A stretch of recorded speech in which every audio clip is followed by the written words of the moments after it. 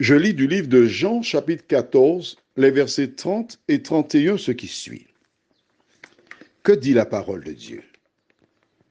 Je ne parlerai plus guère avec vous, car le prince du monde vient. Il n'a rien à moi.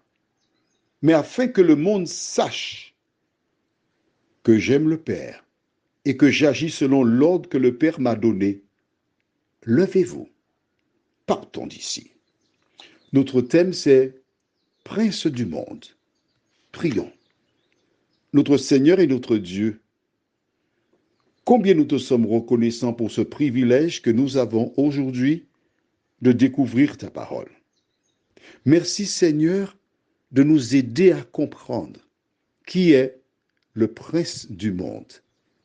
Bénis, guide-nous dans la compréhension de ta parole, au nom de Jésus et pour ta gloire éternelle. Amen. Rappelle-toi, on va faire l'historique. Nous avons vu hier, dans Genèse 2, verset 15, ce qui suit. L'Éternel Dieu prit l'homme et le plaça dans le jardin d'Éden pour le cultiver et pour le garder.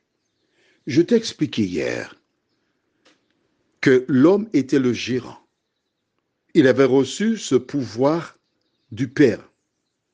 Et, tenté par l'ennemi, en violant la loi de Dieu, il fit de la terre le siège du mal. Il fit de la terre l'asile du diable. Car le péché est entré dans le monde. Qu'est-ce que le péché? 1 Jean 3, verset 4, quiconque pêche transgresse la loi. Et le péché est la transgression de la loi. À partir du moment où ils ont péché, ils ont signalé que la terre est maintenant sous la tutelle du diable. Et voilà pourquoi nous avons vu avant-hier la réunion au ciel dans le livre de Job, chapitre 1er, le verset 6 et 7. Or, les fils de Dieu vinrent un jour se présenter devant l'Éternel. Et Satan vint aussi au milieu d'eux. L'Éternel dit à Satan, « D'où viens-tu » Et Satan répondit à l'Éternel, « De parcourir la terre et de m'y promener. » Il est donc le prince de ce monde. Il est venu toutes les fois qu'il y avait conseil au ciel, il venait. Je l'ai lu pour toi dans Job 1er.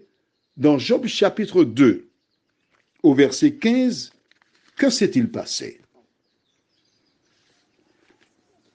Job 2, versets 1 et 2.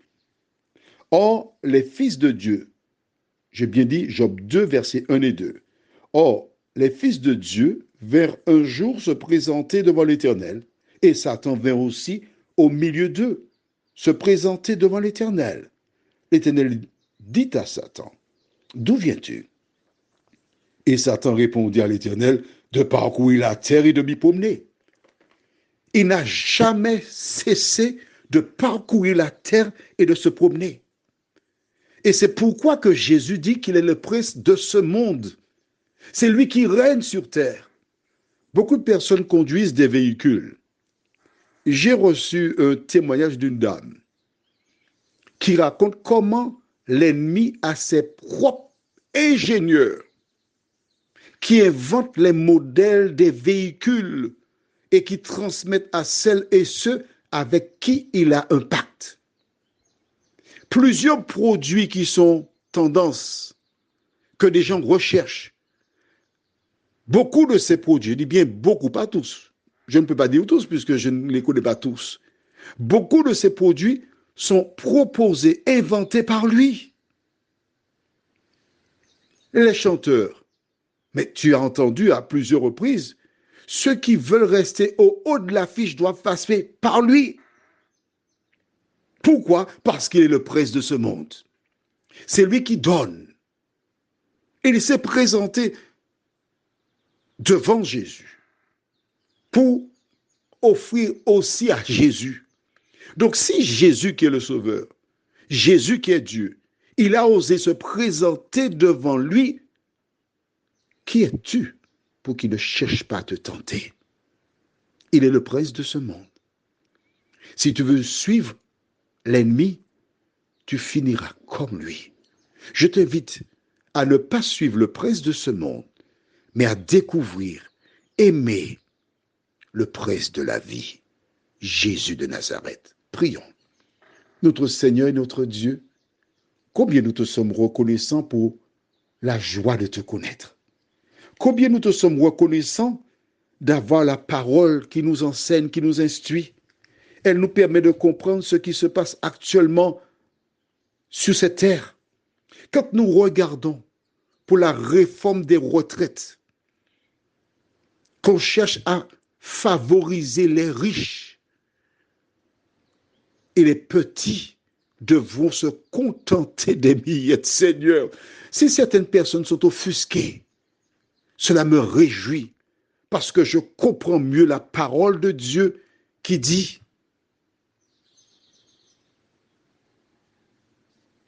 que Jésus reviendra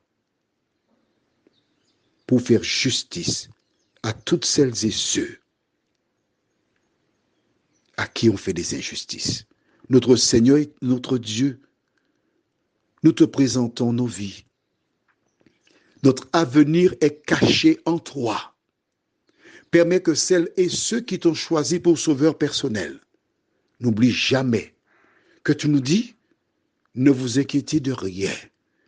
Mais en toute chose, faites connaître à Dieu vos besoins par des prières et des supplications. Merci Seigneur pour ta parole. Nous t'avons prié au nom de Jésus pour ta gloire éternelle. Amen.